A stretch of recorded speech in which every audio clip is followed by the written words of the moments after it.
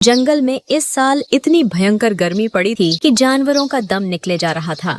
शेर हमेशा की तरह मजबूत और तेज था, लेकिन इस बार गर्मी ने उसे बहुत कमजोर कर दिया था। कई दिनों से वह ठीक से पानी नहीं पी पा रहा था। उसकी हालत इतनी खराब हो गई कि वह अपनी गुफा से बाहर चलकर भी नहीं जा सकता था। पूरे जंगल में यह खबर फैल गई कि शेर बहुत बीमार है। जंगल के जानवरों में चिंता फैल गई। सभी सोचने लगे कि अगर शेर ठीक नहीं हुआ तो जंगल का संतुलन बिगड़ जाएगा। सबसे पहले यह खबर लोमड़ी को मिली। लोमड़ी चालाक थी, लेकिन उसका दिल भी अच्छा था। उसने सोचा कि राजा की मदद करना उसका कर्तव्य है। लोमड़ी तुरंत शेर की गुफा की ओर चल पड़ी। गुफा के अंदर शेर बहुत कमजोर हालत में लेटा था। उसकी सांसें भारी थीं और उसकी आंखों में थकान साफ दिखाई दे रही थी। महाराज, आपकी यह हालत देखकर मन बहुत दुखी हो रहा है। कृपया बताइए, मैं आपकी क्या सहायता कर सकती हूँ? लोमड़ी, कई दिनों से पानी नहीं पी पाया हूँ। शरीर कमजोर हो गया है। चलना भी अब मुश्किल लग रहा है। महाराज, आप चिंता बिल्कुल मत कीजिए। मैं अभी किसी भी तरह आपके लिए ठंडे पानी की व्यवस्था करती हूँ। यह कहकर लोमड़ी गुफा से बाहर निकली और पानी की तलाश में जंगल की ओर बढ़ गई। थोड़ी दूर जाने पर उसे एक पुराना कुआं दिखाई दिया। उस कुएं में अभी भी थोड़ा पानी बचा था, लेकिन वहाँ हाथी पहरा दे रहा था। हाथी बहुत सख्त स्वभाव का था। वह किसी को भी आसानी से पानी नहीं लेने देता था, क्योंकि गर्मी के कारण पानी बहुत कम बचा था। हाथी भाई, हमारे राजा शेर बहुत बीमार हैं। उन्हें तुरंत पानी चाहिए। कृपया थोड़ा पानी लेने दीजिए। लोमड़ी, मैं बिना सोचे पानी नहीं दे सकता। सभी जानवर प्यासे हैं।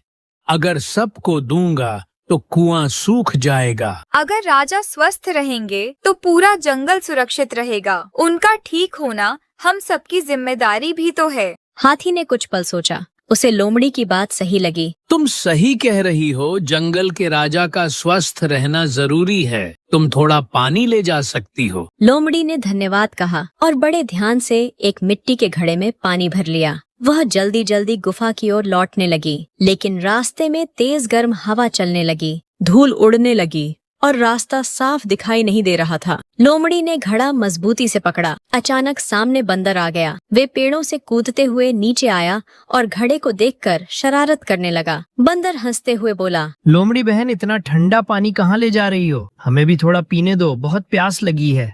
लोमड़ी जानती थी कि अगर बंदर को पानी दे दिया तो शेर के लिए कम पड़ जाएगा, लेकिन वह उन्हें नाराज भी नहीं करना चाहती थी। यह पानी बीमार शेर के लिए है। पहले उन्हें स्वस्थ होना जरूरी है, फिर हम सब मिलकर पानी ढूंढेंगे। अगर पानी राजा के लिए है तो हम रास्ता साफ करेंगे ताकि तुम जल्दी गुफा तक पहुंच सको। लोमड़ी खुश हो गई। लोमड़ी जल्दी से गुफा तक पहुंची और पानी शेर के सामने रख दिया। शेर ने धीरे धीरे पानी पिया। उसके चेहरे पर थोड़ी राहत दिखाई दी। लोमड़ी, तुमने बहुत बड़ा उपकार किया है। तुम्हारी समझदारी और मेहनत ने मुझे राहत दी है।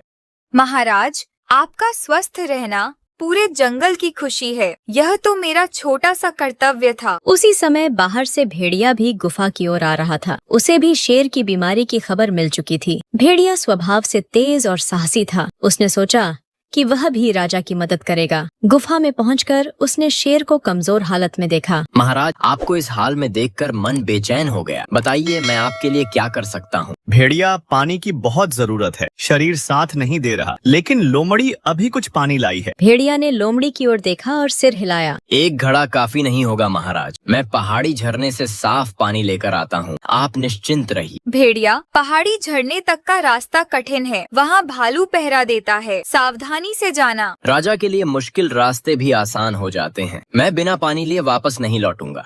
यह कहकर भेड़िया तेज कदमों से पहाड़ी रास्ते की ओर निकल पड़ा। गर्मी बढ़ती जा रही थी, जमीन तप रही थी, लेकिन भेड़िया रुका नहीं। उसे पता था कि राजा को उसकी जरूरत है। कुछ दूर चलने के बाद उसे पहाड़ी झरने की आवाज सुनाई देने लगी। ठंडे पानी की हल्की धारा अब भी बह रही थी। भेड़िया खुश हुआ, लेकिन जैसे ही वह पास पहुंचा, उसने देखा कि वहाँ भालू पहरा दे रहा था। भालू मजबूत और गुस्सैल स्वभाव का था। गर्मी के कारण वह भी पानी को लेकर बहुत सतर्क था। भेड़िया धीरे धीरे उसके पास गया। भालू भाई, हमारे राजा शेर बहुत बीमार है। उन्हें तुरंत साफ पानी चाहिए। कृपया मुझे थोड़ा पानी लेने दीजिए। भेड़िया, हर कोई यही कहता है, लेकिन पानी बहुत कम बचा है। मैं बिना कारण किसी को नहीं जाने दूंगा। अगर राजा स्वस्थ नहीं रहेंगे तो जंगल में डर और अव्यवस्था फैल जाए। उनका ठीक होना हम सबके लिए जरूरी है। भालू कुछ पल चुप रहा। उसे बात सही लगी, लेकिन उसने एक शर्त रखी। ठीक है, अगर तुम मेरे लिए रास्ते में गिरी लकड़ियां हटाने में मदद करोगे तो मैं पानी लेने दूंगा। राजा की सेवा के लिए मैं कोई भी काम करने को तैयार। चलिए अभी लकड़ियां हटाते हैं। दोनों मिलकर रास्ते की भारी लकड़ियां हटाने लगे। धूप तेज थी, पसीना बह रहा था, लेकिन भेड़िया बिना रुके काम करता रहा। कुछ देर बाद रास्ता साफ हो गया। तुमने सच्ची निष्ठा दिखाई है भेड़िया। अब तुम जितना जरूरी हो उतना पानी ले जा सकते हो। भेड़िया ने धन्यवाद दिया और बड़े ध्यान से एक मजबूत घड़े में ठंडा पानी भर लिया। अब वह जल्दी जल्दी गुफा की ओर लौटने लगा। गुफा के अंदर पहुंचते ही लोमड़ी ने उसे देखा। भेड़िया, तुम सच में सफल होकर लौट आए। महाराज को इस पानी की बहुत जरूरत थी। शेर अब भी कमजोर था, लेकिन लोमड़ी के लाए पानी से उसे थोड़ी राहत मिली थी। महाराज, यह पहाड़ी झरने का ठंडा और साफ पानी है। इसे पीजिए, आपको अवश्य आराम मिलेगा। शेर ने धीरे धीरे पानी पिया। उसके चेहरे पर पहले से अधिक शांति दिखाई देने लगी।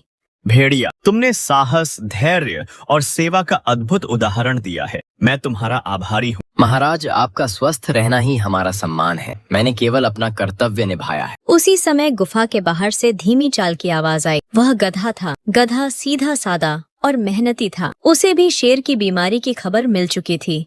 उसने सोचा कि वह भी किसी न किसी तरह मदद करेगा। गुफा के अंदर आकर उसने शेर को देखा और उसकी आंखों में चिंता भर गई। महाराज, आपको इस हालत में देखकर मन भारी हो गया। कृपया मुझे भी आपकी सेवा करने का अवसर दीजिए। शेर ने हल्की मुस्कान के साथ उसकी ओर देखा। गधा, लोमड़ी और भेड़िया पहले से ही मेरे लिए इतना पानी ले आए ही कि अब मैं बिल्कुल ठीक और तंदुरुस्त महसूस कर रहा हूँ। लेकिन तुम्हें मेरी फिक्र है, यह जानकर बहुत अच्छा लगा। इतना कहकर चारों गुफा के बाहर आए और जंगल की ओर निकल पड़े। अगर कहानी अच्छी लगी तो फिर मिलते हैं अगली कहानी में। Bye bye.